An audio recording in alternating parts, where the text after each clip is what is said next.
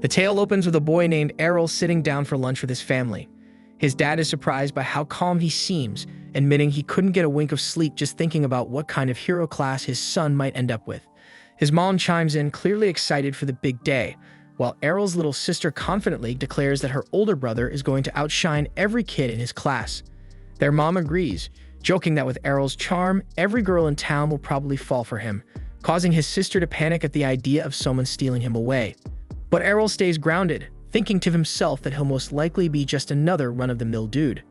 In this world, hero classes are divine gifts handed down by a higher power when kids turn 10, giving them access to unique abilities. When the big day arrives, all the kids gather at the church for the blessing ritual, where a priest prepares to start. He places his hand gently on the first boy's forehead, and the kid instantly sees images of flames and hammers, confirming his role as a blacksmith. The then boy races back to his dad, beaming with pride while the priest moves on through the line. When Arel's turn finally arrives, his sister confidently declares he's destined for something crazy strong.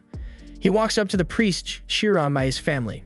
Around him, people begin to whisper, jealous of his bloodline, convinced he'll inherit advanced classes just like his famous parents, Fara, the sword princess, and Leon, the archmage.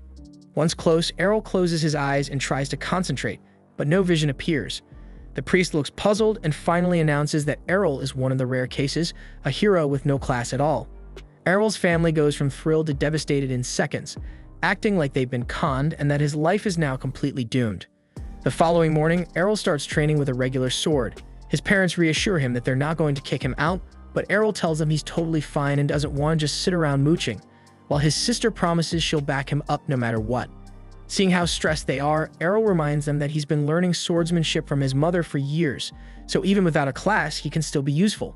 Though in his mind, he thinks she's a terrible instructor, since every time they spar, she sends him flying across the forest with her crazy strength. After he finishes explaining, his mom tears up with pride, and his dad starts to believe he might actually land a proper job one day. But after watching them all dote on him like he's a saint, Arel gets fed up and heads off to train alone. As Arel steps into the training field, he spots two students with the swordsman class clashing blades in a playful duel. Mid-fight, the two notice Arel watching and call out, asking what someone without a class is even doing in a place like this. Arel responds coolly, saying he's here to train just like them. The boys laugh, explaining they're not training at all, they're just messing around since their class handles most of the work. Then with smug grins, they offer to show him just how much their class has improved their swordplay and jump back into sparring. As Arel observes, he can clearly see how fluid and refined their movements are thanks to their class bonus. Curious, he asks if he can spar with one of them. One of the two scoffs at the request, calling it ridiculous for someone like Arel to challenge a classed swordsman, but Arel stands firm because he doesn't think he needs a class to prove himself. Slightly offended by the confidence, the boy agrees, saying he'll gladly put him in his place. But before they begin, the boy checks if Arel still has his protection blessing, the passive safety barrier granted to everyone at birth, which slowly recharges as long as they avoid damage. Arel confirms it's fine and reassures him that he's not about to die from a spar and tells him to bring it on. Annoyed by his tone, the swordsman rushes forward and swings hard, only to be stunned when Arel effortlessly redirects his strike. A second attack comes, but Arel steps aside and counters with a clean parry. His friend, watching from the side, tells him to stop goofing around and finish it, but the swordsman replies that Arel's no pushover. Blow after blow, they clash in a string of parries until the boy realizes he's not going to win this alone, so he frustratedly calls out to his partner for backup. The second swordsman charges in from behind, but Arel senses the move and sidesteps it just in time. While watching the two stumble over each other and argue, Arel notes that their class clearly doesn't teach teamwork. Seeing the perfect opening, he goes in for the finish. The moment they look up, Arel disappears from view, then reappears under one of them, landing a clean uppercut that drops him flat. As the other tries to strike back, he ends up tripping over his unconscious partner, giving Arel the perfect shot to take him down too. With both opponents lying flat on the ground, Arel calmly declares his victory. But instead of accepting the loss, they start whining, claiming he jumped them when they weren't ready. And as the two boys start asking Arel for a rematch, he agrees without hesitation. But before they can get into it, a boy standing behind cuts through the tension and warns the duo not to be reckless, reminding them that whining about cheap shots won't save them out on real combat. The red-haired boy then glares at them, calling their behavior shameful and a stain on every swordsman out there. One of the two tries to talk back, but his friend nervously hushes him, clearly aware of the redhead's high standing. The redhead approaches Arel directly and asks if he's really the son of Fara, the infamous sword princess. When Arel nods, the boy compliments his form, saying it's clear he learned some proper blade work from his mother. But then he raises his sword and challenges Arel to a serious duel. He says that those two jokers Arel just beat don't count, they're just rookies. And this time he wants to show Arel what the swordsman class actually looks like in action. Off to the side, the two boys whisper to each other, wondering if he's the son of Evans, the village guard captain. The redhead boy confirms it without hesitation, and Arel recalls that Evans used to work closely with his mom on monster hunts. Looking at the redhead now, Arel thinks it's hard to believe he's Evans' son. He's way too pretty to be related to someone that gruff, so he wonders if the kid's gonna turn into a walking wall of muscles like his dad someday. The boy's voice suddenly shakes as he praises his father, calling him a brilliant swordsman and a wise teacher. But it clearly bugs him that Arel's mother stole the title of strongest warrior in the village. Arel picks up on the jealousy right away, and it's obvious the kid's using this duel to settle a personal grudge he has with Arel's mom. When Arel says it out loud, the redhead looks flustered, but asks if Arel honestly believes the same. And Arel smugly affirms that his mother is the strongest person in the village. The red-haired boy doesn't argue, but instead he insists that he's inherited the finest swordsmanship from his father and plans to prove that the Evans family stands above the rest. After cooling down a bit, he explains that he received his swordsman class a year ago and has been training relentlessly under his father ever since, so he believes all that hard work guarantees his victory. But Arel doesn't back down and calmly replies that he's had plenty of guidance from his own powerhouse of a mother, so he's not planning to lose either. Both of them raise their blades as the duel begins, and the red-haired boy lunges in first. Arel meets the blow with a sharp block and counters immediately, and before long, they're caught in a fast-paced back and forth. Watching them go at it, the two boys from earlier are stunned because Arel's keeping up with someone elite, even though he's got no class backing him. While observing the redhead's swings, Arel admits to himself that this guy's definitely on another level compared to the others, but his strikes are fueled more by frustration than focus. Arel bides his time, waiting for a misstep, and goes in the moment he sees an opening. But just then, the redhead unleashes a twin slice technique, knocking Arel straight into a wall. He's surprised Arel was able to block the first slash, but notices that the second hit landed clean. Finally breaking his calm, Arel demands to know what that move was. The boy explains that it's a special swordsman class skill, one that a classless fighter can't fully block. Still, Arel brushes off the pain, convinced that with enough training, he can learn how to stop it. Hearing his resolve, the redhead can't help but respect him, praising his stubborn resilience. A few mornings later, Arel is snoring away deep into the day, and his sister sneaks in trying to wake him with a kiss. Just before she leans in, Arel jerks awake and knocks her away with a headbutt. She yelps, insulted, and demands a kiss as compensation while Arel walks out of the room to grab breakfast. Their mom greets him with a smile and dishes out the food, and the whole family sits down to eat. His sister asks if he's off to train again, and when he nods, she gets visibly annoyed, telling him to take a break and just let her support him for once. Arel doesn't respond, gets up silently, and heads out. His sister watches him leave, still wondering why he's been training like a man possessed ever since coming home all banged up. Fara gently reassures her daughter, saying that there's something she doesn't know. She leads her outside, opens a wooden chest, and reveals a pile of shattered swords inside, all broken during Arel's recent training sessions. Her daughter stares, stunned, while Fara looks genuinely proud, happy that her son found new motivation after sparring with those boys. The sight makes his sister smile too, but deep down she still dreams of building a world where people without classes like Arel are treated like outcasts. Her mother listens with a warm expression, clearly moved by her daughter's idealistic heart. Somewhere in the woods, Arel slashes away at a target carved into a tree, then takes a few steps back to prepare another strike, and then releases a clean twin slice move just like the one the redhead used. Landing the hit perfectly, he nods in approval, feeling proud of the progress he's made. While he thinks getting smacked around by the redhead was actually worth it, a goblin creeps through the brush behind him, club in hand.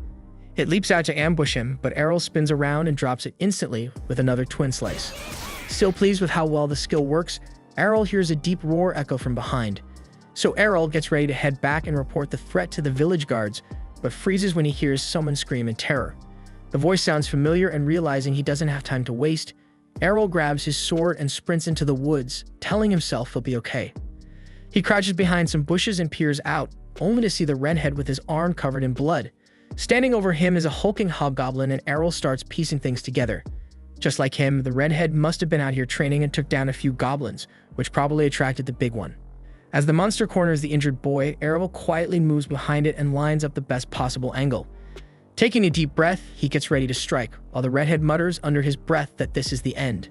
The hobgoblin lifts its club to finish the job, but Arel suddenly charges in and slices it down with a twin slice attack. As the beast hits the dirt, Arel thinks to himself that he's finally nailed the proper stance for the move. The redhead tries to stand but stumbles, falling into Arel's arms.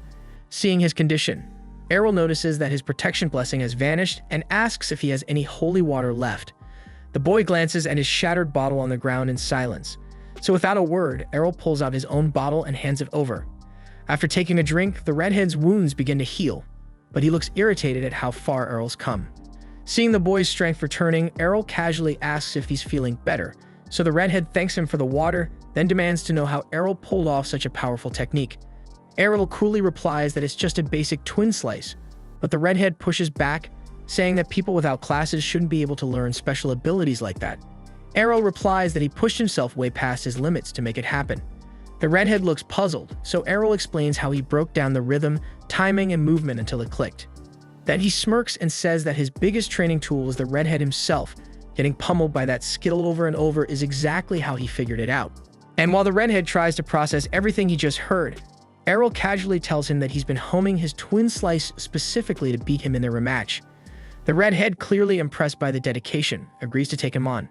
Arel double-checks if he's really up for it, but the boy insists because it's the least he can do after getting saved and patched up by him. Arel blinks, surprised he actually understands how to return a favor, and the boy glares back, clearly offended by the implication. Soon they both draw their swords again and open the match by launching Twin Slice at the same time. The redhead is stunned when Arel blocks both of his strikes and then gets smacked by a follow-up attack. Confused, he demands to know what just happened, so Arel calmly replies that he threw in a third slice. The redhead glares at him and reminds him that it's called Twin Slice for a reason, but Arel shrugs and says that since he didn't inherit his skill from a class, he can tweak it however he wants. He also admits that this was the first time he managed to land that third strike properly, which only frustrates the redhead further. Thinking a class swordsman should never lose to someone like Arel, the redhead challenges him again to prove it. They ready their blades once more, and the redhead, now composed, plans to use his speed advantage to win. When both charge in again with Twin Slice, the redhead keeps his eyes open for that sneaky third strike, but even expecting it isn't enough. The extra hit still breaks through his defense and knocks him flat. Arel holds his sword to the redhead's chest and tells him this outcome was pretty much guaranteed. Grimacing, the redhead asks why the final hit is so quick, so Arel smirks and says he learned it from watching him. He explains that by slowing down the first two strikes just slightly, he loads all his strength into the third, turning it into a surprise finisher. Frustrated and feeling completely outmatched, the redhead clenches his teeth in defeat while Arel walks off, calm and victorious. A few days later, during dinner with his family, Fara casually brings up that Evans's son has headed off to train in Brescia. The name catches Arel off guard and he asks what Brescia is, so his mother explains that it's the legendary city of swords, and she herself trained at one of its top guilds before getting married. Hearing that, Arel's eyes light up with excitement, already imagining how far he could go if he trains there too, as a classless fighter carving his own path. 5 years have passed, and we see the grown-up Arel riding toward Brescia city aboard a carriage. As they pass through a wooded area, the driver informs the passengers that they'll arrive soon once they climb the upcoming hill. A woman seated among them turns to the others and asks if they're all heading to the same destination. A gruff barbarian swordsman responds curtly, and she questions why he's so hostile. He points at her skimpy outfit, clearly annoyed, so she explains that minimal clothing boosts her effectiveness as a dual-blade fighter. The two swordsmen quickly start arguing, tension rising, while the driver chuckles and comments on how strong advanced classes are supposed to be. Suddenly, the carriage grinds to a halt as a swarm of wild orcs blocks the path ahead. The driver challenges the two fighters to show off their skills, but their boldness vanishes in an instant when the Orc King rises. A terrified noblewoman clings to the barbarian boy's arm, but he shoves her aside and bolts. The girl runs too, and the driver, seeing the chaos, also turns to flee. But Arel steps forward without a word and charges straight into the pack of orcs. He begins slicing through them with clean precision, and the driver spots him using a blink dash technique. Yet as the monsters close in from all sides, the driver figures there's no way Arel makes it out. Then in a blur, Arel spins like a cyclone and cuts down the entire horde, while everyone stares in disbelief. The driver immediately recognizes the move. It's Blade Dance, the iconic ability of the legendary sword princess. He's baffled and wonders how Arel can use that because it's supposed to be exclusive to female classes. Right in front of him, Arel dodges the Orc King's massive weapon, flips over him mid-air, and plunges his sword deep into the monster's skull, dropping it instantly. Once it's over, Arel calmly walks back and tells the driver to continue toward Brescia. When he mentions he's heading there to grow stronger, the driver can't believe what he's hearing, saying Arel's already ridiculously powerful. Then an excited young man asks Arel what class he belongs to, and everyone is stunned when he says he doesn't have one at all. We then flash back 5 years earlier when Arel showed his mom the twin slice technique he picked up from the red-haired swordswoman. She thought she was dreaming, but Arel explained that he'd been learning combat skills even without a class. Then he asked her to teach him the sword princess techniques before heading off to train in Brescia, and his mother gets overwhelmed with pride and immediately starts bragging to everyone in the family about her son's impossible talent. Arel's dream comes to an abrupt stop when the carriage driver shakes him awake, announcing their arrival in Brescia. As Arel steps out, he notices swordsmen all around, many of them wielding the aura of seasoned veterans. Curious, he asks the driver about his class, but the man plays it off, claiming he's just a regular man. Arel doesn't buy it, pointing out how accurately the driver recognized his sword abilities, so clearly he's got skills. Cornered, the man admits he's actually a high-ranking holy knight. Arel then asks why someone like him is chauffeuring carriages, and the driver explains that whenever he grows weary of battle, he takes a break from combat by doing something simple like driving passengers around. Arel nods, appreciating the idea of taking time off from constant training. The driver then recommends that he join a sword guild as a starting point. He tells Arel that Brescia hosts frequent sword tournaments where he can earn some solid prize money. But guild membership is a requirement, so Arel agrees with the suggestion, feeling eager to test himself against elite fighters. The driver also cautions him that there are some sketchy guilds around, so he should choose wisely. Once they part ways, Arel turns toward the heart of the city. He spots a recruitment booth for the Cavaliers Guild, which only accepts Meg-Tech classes, and another called Sword Road, which appears open to everyone holding a sword. Out of nowhere, a girl rushes up and lunges to hug him, but faceplants hard when Arel effortlessly steps aside without even looking. Shocked, she wonders how he dodged her so easily and figures he must have exceptional perception. Arel's a bit lost, unsure who she is, when she immediately asks if he's looking to join a guild. He nods and she launches into an enthusiastic pitch for her brand new guild. She even pulls out a contract for him to sign, but he silently walks off. She grabs his belt to stop him and demands to know why he's leaving. Arel tells her she looks way too damn desperate and assumes her guild must be weak as hell if they're begging for members. She pretends they're part of a famous elite guild, but Arel isn't falling for it and brushes her off.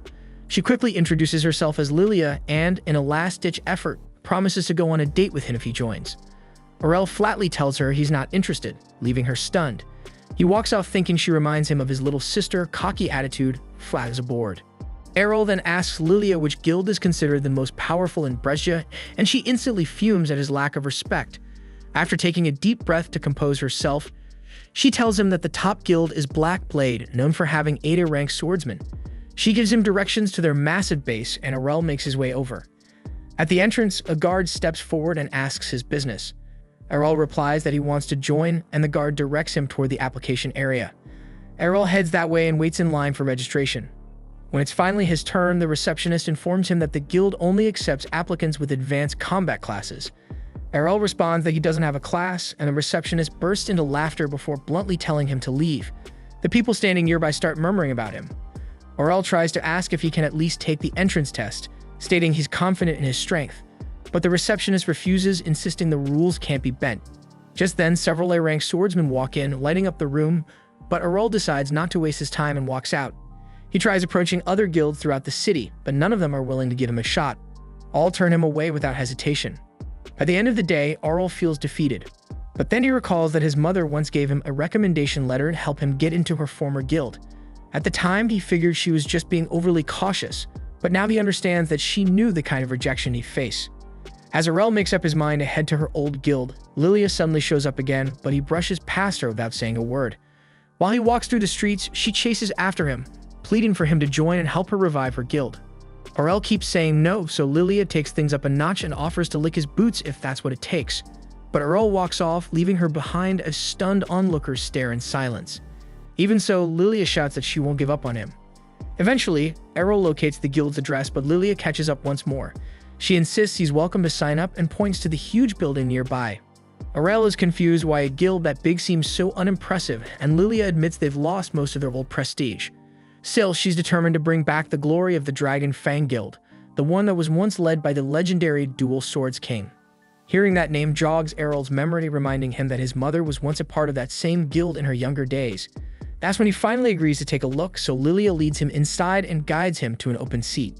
Out of nowhere, Lilia's drunken father stumbles up from the couch and she instantly snaps at him. She reminds him that the doctor strictly forbade him from drinking, and besides, they don't even have money to waste on booze. But her father waves her off, clearly doesn't give a shit, and Arel suddenly realizes this man is none other than the Dual Swords King. As he spots the missing arm, the man looks at Arel and bluntly tells him to walk away because this guild's going down anyway. Lilia tries to stop him from leaving, but he ignores her completely and heads out the door.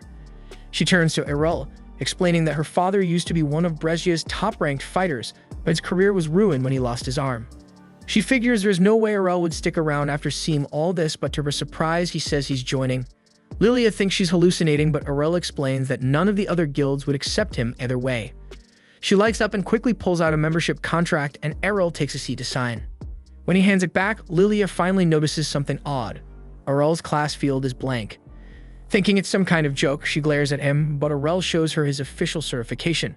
She examines it closely, then calmly stands up, draws her sword, and threatens to give him the deceased class herself if he doesn't get out of her guild right now. Arel asks why she's reacting like this, and Lilia shouts that she needs real swordsmen on her team. Remembering how Arel embarrassed her earlier, Lilia fumes furiously that she got humiliated by someone with no class at all.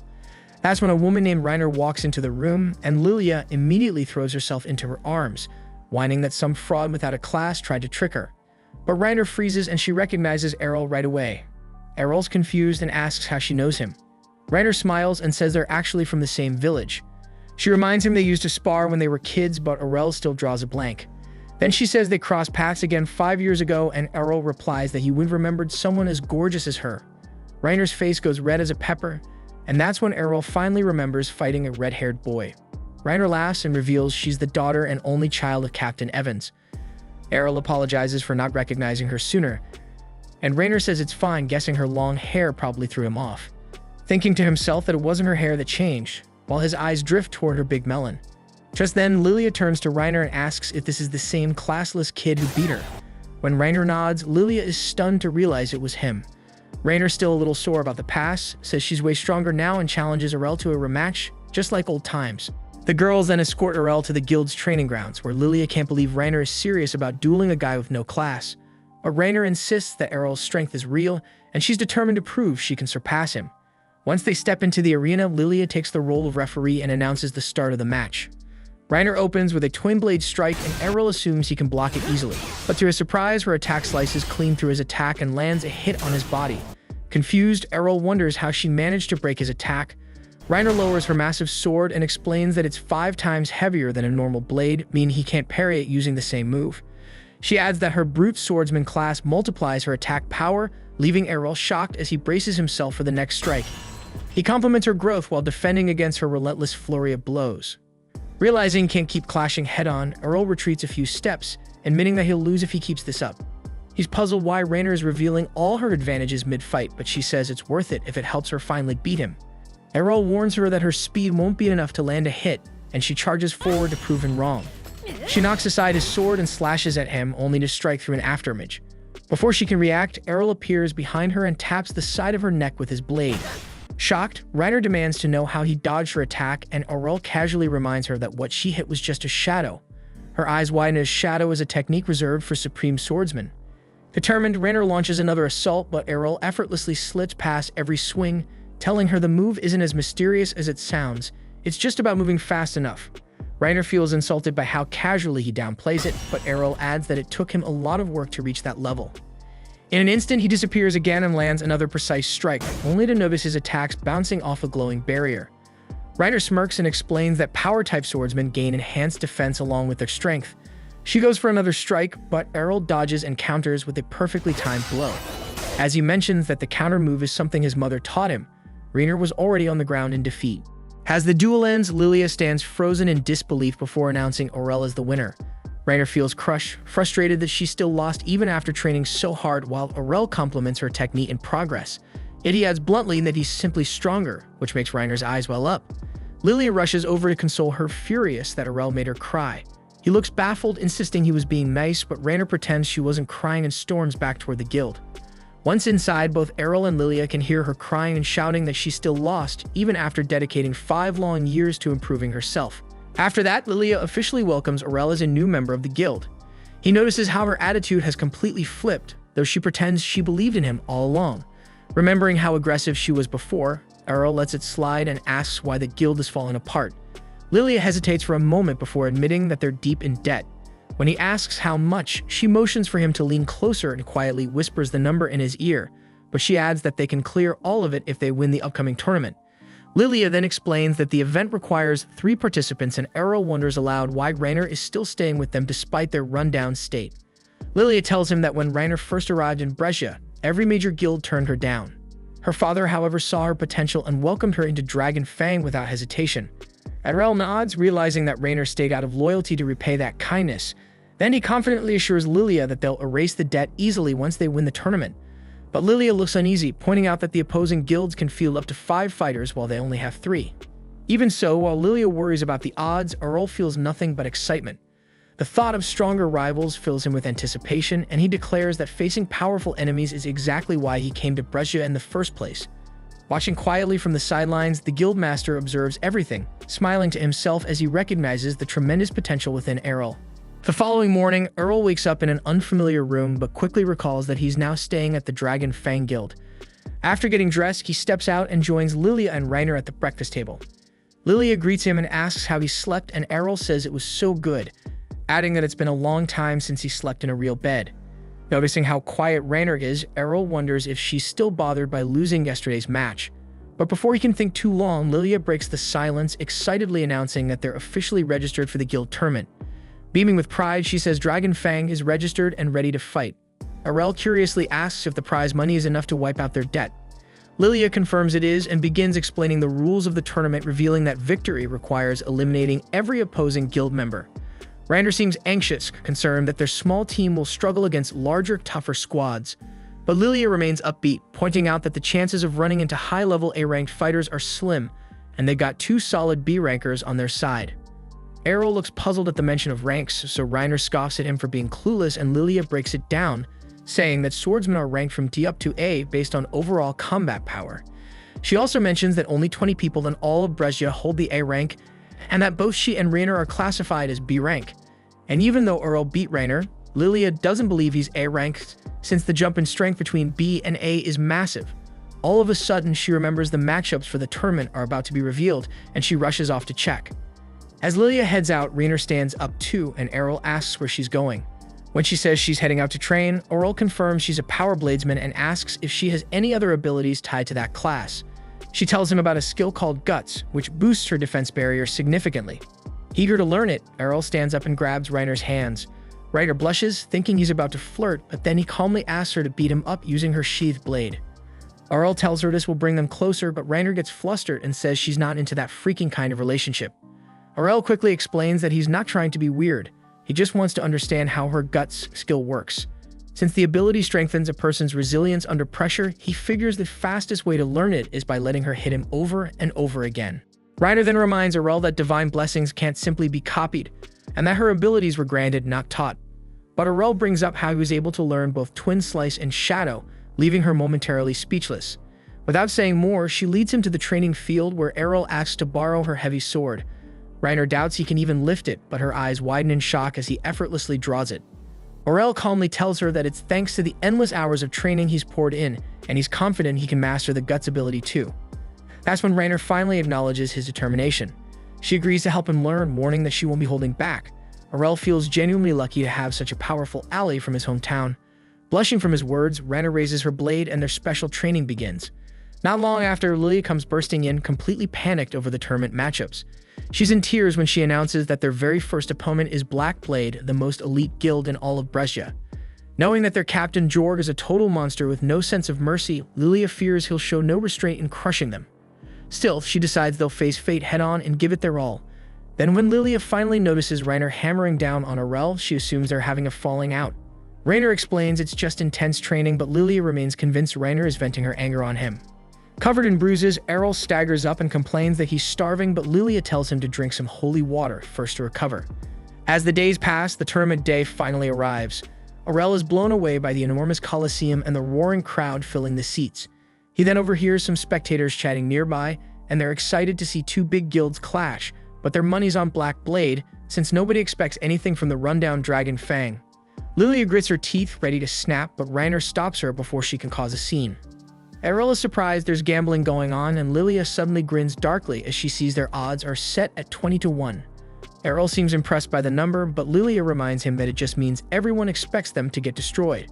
Still, she thinks the outrageous odds are the perfect chance to make some quick money if they pull off a miracle and win. Knowing full well they're doomed if they lose anyway, Lilia confesses she went all in, she mortgaged her home and bet every last coin they had on Dragon Fang. Reiner nervously points out that they're more likely to lose, but Lilia shrugs, saying it's not like things can get any worse. Out of nowhere, Jord approaches and commends Lilia for defending her father's guild with such fire. He casually asks about the mysterious classless fighter she brought in, and Lilia immediately suspects he's being sarcastic. With a fake tone of concern, Jorg says it saddens him to see his old rival guild in decline. Then with a smirk, he claims he personally arranged their matchup because the crowd would love a battle between the former strongest and the current strongest guild. He even says he did her a favor, letting her profit off the betting odds. But Jorg can't hold back his laugh, knowing there's no way she'll defeat the elite team he personally handpicked. When Lilia firmly declares they'll win anyway, Jorg walks off, leaving her boiling with rage. Arel watches quietly, seeing right through Jorg's manipulative charm and empty compliments. Later, as the match time approaches, the announcer hikes up the event and the audience explodes with excitement. Arel observes that Jorg himself won't be participating and wonders if the guild master is showing mercy. Lilia quickly shuts that down, reminding him that Jorg's members are all A rankers, and Reiner agrees that they're definitely not pulling A punches. But that only makes Arel more eager to face off against high-level swordsmen. Shortly, the announcer announces the first fight, Black Blade's Geo versus Dragon Fang's classless Arel. As Arel enters the battlefield, whispers ripple through the audience. People scoff, wondering why Dragon Fang would send someone with no class to be publicly embarrassed. Even Geo sighs and thinks that this fight is going to be a complete waste of time. As the match begins, Geo immediately teleports forward and stabs Arel with his sword. Lilia gasps in panic, but Reiner calmly says it's just a shadow clone. As the false image vanishes, Geo's confident smile begins to fade. He spins and thrusts again at the figure behind him, only for that one to dissolve as well. That's when he realizes there are now two more Arels standing across the arena. Thinking he can finish them all in one move, Geo charges up a blink dash and strikes, only to be caught off guard by a third version behind him. The three shadows all lunge at once and Geo manages to destroy them, but it's too late. The real Arel emerges from beneath him and lands a clean hit, dropping Geo in a single blow. Crumpled on the ground, Geo struggles to understand how Arel summoned three illusions at once, but Arel casually explains that his mother can create 5 shadows without breaking a sweat. With the match over, the announcer calls Arel the winner, and the crowd erupts into cheers. Lilia jumps up, celebrating, while Reiner stares in disbelief that Arel just crushed an A-rank swordsman like it was nothing. As the medics carry Geo off the field, Arel reflects on how clean Geo's critical attack was and thinks that he still has a long way to go before he can replicate this skill. At the same time, the audience is left stunned, unable to believe that someone without a class could outperform an elite swordsman. As Jorg watches from a distance, silently clenching his jaw, the next round begins. Black Blade's second fighter lunges forward, slashing at Arel, but he deflects each strike with ease. Without hesitation, Arel counters with a flawless twin slice, cutting his opponent down and securing another swift win. In the following bout, Arel faces an agile fighter wielding a dagger for close-range combat. Before the man can react, Arel vanishes like a phantom and reappears behind him, knocking him out cold. Even Reiner and Lilia are caught off guard because he's just scored 3 victories in a row. Ryder turns to Lilia and asks why she isn't stepping in to fight yet. Lilia, knowing full well she'd stand no chance, decides to focus on cheering instead. She gets Reiner to join in, and they both watch as Arel takes on his next challenger, a heavily armored shield user. Arel dodges every strike with precision while his opponent glares, accusing him of lying about being classless. Arel compliments the man's technique, saying he'll need to wear him down over time since breaking through his defenses head-on isn't an option. But the shield bearer scoffs, insisting someone with no class shouldn't even be able to fight him at all. Arel responds that everything he has came through relentless effort. The shield fighter dismisses that, saying effort alone can't compete with the power granted by classes. He then fakes a sword swing and rushes in with a shield bash instead, but Arel sees right through it and counters mid-move using his newly learned foresight ability. The parry knocks the shield out of the man's grasp, stunning him. He wonders if Arel picked up the technique by watching his previous opponent. Arel admits to himself that he's still a long way from mastering it. but he's gotten good enough to replicate it mid-fight. Then Arel nails him with another counter kick, impressing even his foe with how quickly he learns. Then Arel calmly walks over to the fallen shield and picks it up. Infuriated, the swordsman charges at him in rage, but Arel casually dodges and finishes him off using the exact same shield counter against him. With that, the announcer declares Arel's 4th straight win, and the crowd starts whispering in disbelief and questions if he is really classless. So the tournament officials step in and demand proof. Arel agrees without hesitation, handing over his class card. The announcer places it into the verification crystal, and the entire stadium goes silent as the orb confirms its authenticity. Now, even Jorb begins to feel the sting of defeat creeping in. Even Reiner starts believing they might actually win this thing. Lilia, however, is fuming because if she had known Arel was this strong, she would have sold her family heirlooms to bet even more on their victory. Reiner admits she never expected him to grow this powerful, and starts wondering how exactly Arel trained over the last 5 years to become the fighter standing before them now. At the same time, Lilia is already daydreaming about marrying Arel, convinced that even if the guild collapses, she could rebuild it easily as long as he's with her. While she quietly plots her romantic strategy, Arel can't help but sense a sinister aura radiating from her and feels uneasy. Soon after, the announcer introduces Black Blade's final competitor, Master Masamune. Arel immediately notices that he's wielding a katana, and Reiner quickly identifies him as a rare samurai-class swordsman. Since Masamune has never fought publicly before, Lilia assumes he's Black Blade's secret trump card for the tournament. As the match begins, Masamune stands motionless, hand resting lightly on his sword, his calm composure alone radiating danger, and Arel feels the pressure building in the air. Seeing his hesitation, Masamune smiles faintly and says he's only waiting for Arel to step closer so he can unleash his ultimate move. Arel smirks back and begins to approach, surprising Masamune, saying they can't just stand around forever, and he wants to see the swordsman's strongest technique for himself. Masamune chuckles softly, warning that if he uses his final strike, Arel won't even see it happen. But Arel, confident in his own speed, keeps moving forward. He notes that Masamune's blade is still sheathed and guesses that he'll release everything in a single decisive draw. Arel considers using his shadow technique, but decides it's pointless because Masamune's focus is too sharp for illusions. He stops right before him, realizing that this battle will be decided in one strike. Both stand perfectly still, holding their breath. Then as Arel takes one final step, Masamune moves and his blade flashes like lightning. But in that instant, Arel vanishes. Masamune's eyes widen because Arel didn't dodge with an illusion, he vanished with his real body. Behind him, Arel's voice calmly praises Masamune's incredible speed, but says the person who trained him was far faster. Then Arel unleashes Piercing Tempest, the Sword Princess's signature finisher, striking Masamune with a storm of slashes that sends him crashing to the ground. Reiner and Lilia freeze in shock, recognizing the legendary Sword Princess technique, while the crowd erupts in disbelief. The announcer declares the result, and chaos breaks out in the stands as gamblers scream in frustration at the Black Blade team for blowing all their bets. Reiner and Lilia cheer wildly, celebrating their hard-earned victory. When Arel returns to them, Lilia tries to leap into his arms, but he instinctively sidesteps, and she crashes to the floor. He apologizes, saying it was just a habit he developed dodging his younger sister's surprise hugs. Lilia immediately cheers up when she remembers the massive payout they'll get, while Arel turns to see Reiner standing nearby with her arms out, waiting for a hug. Realizing what she's doing, Reiner blushes furiously and drops her hands, but Arel tells her that he wouldn't mind hugging her as long as she's not wearing armor. Lilia immediately volunteers to take her place, but Arel dodges her again, letting her fall face first once more. Watching from afar, Jorg grits his teeth, seething with rage as he silently vows to make them pay for this defeat. That night, when they made it back to the guild hall, they kicked things off right away with drinks flying left and right.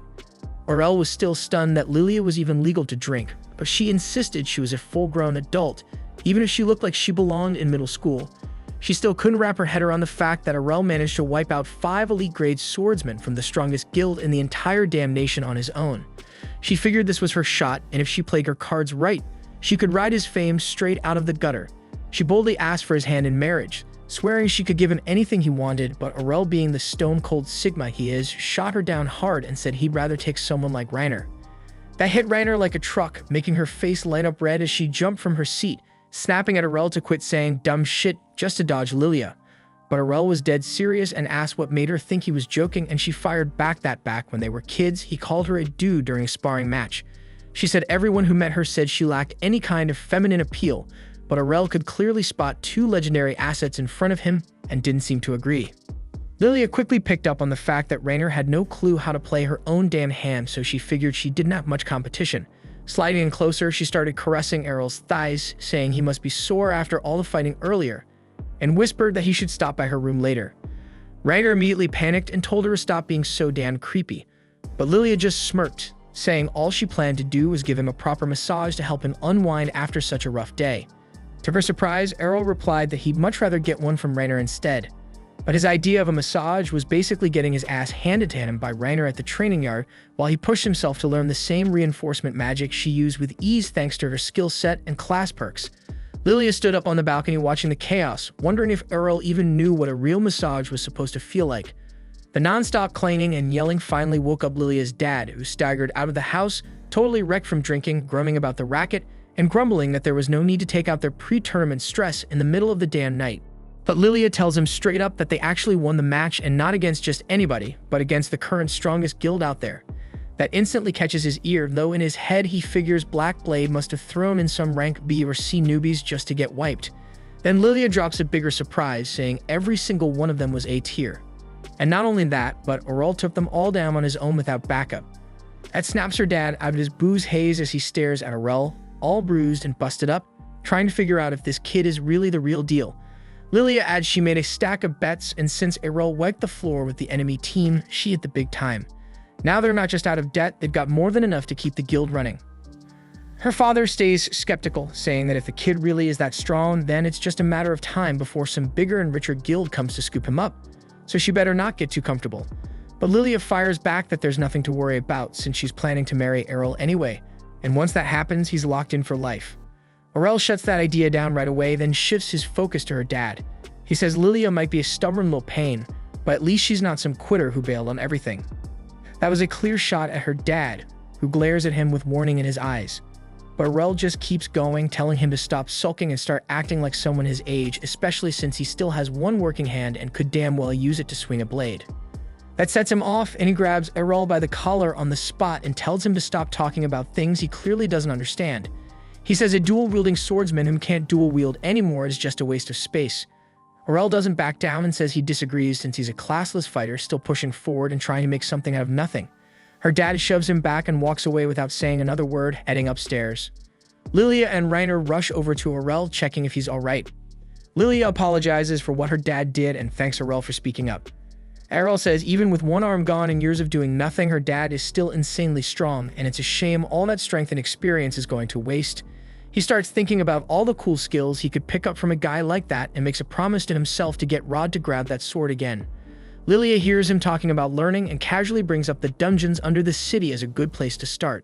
Arel doesn't have the slightest clue what a dungeon is, so Rainer steps in and explains that dungeons are underground caverns crawling with monsters, usually spawning in the hundreds and packed with deadly traps.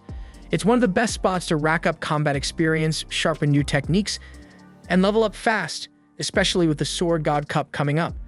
Arel clearly has no idea what she's on about, so she breaks it down further. Every year, the city throws a massive tournament where the top swordsmen from across the country show up to prove who really sits at the top. Without wasting time, Lilia whips out a registration form and tells Arel to fill it if he wants in. But right in front of her, to Rainer's total shock, he tears it clean in half. Rainer looks stunned and asks if he's seriously skipping the contest, but Arel says Lilia tried to slip one past him and had handed him a damn marriage certificate instead. Lilia laughs it off, saying she was just messing around and wanted to see how far she could push it. But Arel's had enough of playing nice, and he grabs her from behind and locks her in a rear naked choke just to teach her a lesson. By the time morning rolls in, Arel wakes up with Lilia trying to launch some kind of sweet ambush, but he reacts fast, dodges her, and ties her to the bed before heading out like nothing happened. Later that same day, the whole crew heads toward the dungeon grounds, where Lilia starts explaining the basics. Every adventurer stands on a teleportation circle, which lets them jump to a dungeon floor they've already been to, and you can't skip ahead to new levels unless you've physically been there before. Lilia brags she's made it to level 12, while Rainer has hit floor 14. Arel decides on the spot to head straight to the 14th floor with Rainer, but Lilia cuts in and says it doesn't work that way. Unless he's been to a level himself, the circle won't let him teleport there. That was a letdown since Arel wanted to jump into the deep end and fight the strongest monsters right away.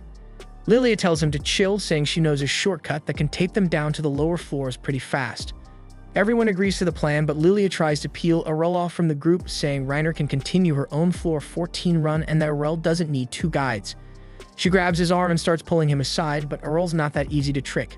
He shuts her down and tells Reiner to come with them anyway. They step onto the first floor and get ambushed right away by two armored knights. Arel draws his blade and locks into combat with one of them, while Reiner handles the second. He quickly notices that even with their bulky gear, the knights move with surprising speed, though it's still manageable. Using a quick burst of movement, he dashes in and slices through the knight's neck.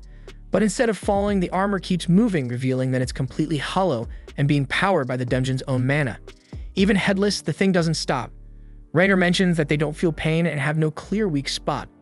So Arel switches tactics and goes for the legs, and the moment he strikes, the knight collapses to the floor. Reiner finishes her fight too and warns that these enemies will regenerate, so they should keep moving. Before pushing forward, Arel asks Lilia what her class is. She proudly says she's a fencer and offers to teach him anything he wants, whether it's in the training arena or in bed. But Arel turns her down again and walks off without saying more. Just before they reach the second floor, they hear a voice crying for help behind a nearby door.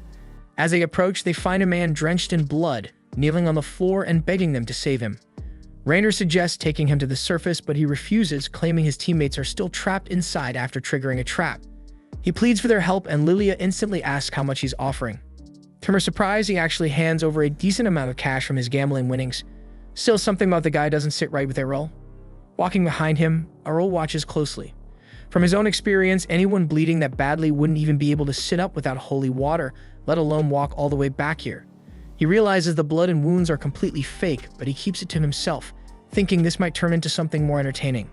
The man leads them into a hidden chamber where they spot a long trail of blood and a small puddle in the center, with a single gold coin placed neatly in the middle. Lilia's eyes light up the second she sees the coin. As she reaches for it, a teleportation circle activates beneath their feet. Reiner catches on that they walk straight into a trap, while the man smirks and admits he got paid well to set it up. What he didn't expect was for the magic circle to drag him along too. They'd all reappear on a floor none of them recognize, not even Reiner, which means it's deeper than the 14th level, but so far no enemies have shown up. The man who faked his injuries was now trembling uncontrollably, his voice cracking as he muttered that they'd somehow stumbled onto the dungeon's final floor, the one said to house the advanced sword god. Right then, a knight clad in rainbow-colored enchanted armor appeared before them. Lilia wasn't buying any of it, brushing off the whole sword god class as a dumb legend. Arel, on the other hand, instantly recognized how bad the situation was. He shoved Lilia to the ground just as the sword god unleashed a high-speed slash that tore straight through the dungeon walls. The moment the dust settled, the sword god charged directly at Arel. He barely managed to lift his sword in time to block the hit, and even then the force slammed him into the wall. Still, he realized he only survived it thanks to the reinforcement training Reiner had drilled into him. He went on the counterattack immediately, swinging at the knight, but his opponent was insanely fast and danced backward with expert-level footwork. That made Arel grin, saying this was the perfect time to test his limits. His party was stunned as he stepped in again, using the same divine step technique, launching a flurry of strikes that the knight caught and blocked one by one. The pressure pushed the knight back, but he suddenly activated a skill that spiked the gravity in the room, pinning everyone else to the floor. But Arel stayed on his feet with ease because he'd already gone through this kind of pressure back when he was a kid. His mom used to train him under the same conditions where standing alone took everything he had. When she came at him back then, he was completely helpless. But now things had changed. He pulled out the gold coin and used it to cancel the effect, opening a small window in the knight's defenses. Arel didn't waste it, and he tapped into one of his strongest moves, a technique called Infinite Break. The impact shattered the knight's body completely, leaving the others in stunned silence. He then took a sip of holy water to recover his strength, and then the entire group exited the dungeon safely through the teleportation portal. Back at the tavern, Rod was once again drowning himself in booze when he overheard three loudmouth punks bragging about how they lured the new recruits from the Dragon Fang Guild straight into a trap, proudly saying those poor bastards probably weren't coming back. Rod stood up, walked over, and shattered their table with a single punch. He demanded they spill everything they knew, but before they could answer, Jorg stepped in and called him a useless drunk. Rod instantly put the pieces together. If Jorg was involved, then Lilia's odds of making it out alive were practically zero. Crushed by the thought, he lunged at Jorg in a rage, only to get tossed aside like garbage. He hit the ground hard, stuck there on his knees, wishing there was something he could do to save his little girl. But then a voice by the door pulled his attention. He turned around and saw Lilia walking in with Arel and Reiner, casually talking about how hungry they were. Lilia quickly spotted her father and that smug bastard Jorg, but she was caught off guard when Rod pulled her into a tight hug and quietly thanked whatever was up there that she was still alive. Rainer stepped forward and called Jorg out on the spot, saying they got everything from his lackey, who confessed the whole thing was his doing. Jorg, like any sleazy politician, denied everything without hesitation and claimed that anyone who enters the dungeon is responsible for their own damn safety. And Arel couldn't exactly argue with that. Rod warned Jorg that he wasn't going to walk away from this clean. Jorg brushed him off again, called him a washed-up drunk who should have stayed in the gutter, and left without a care. Arel just stood there wondering what kind of garbage he'd have to deal with next. This was the end of episode 4. Subscribe to not miss the next episode.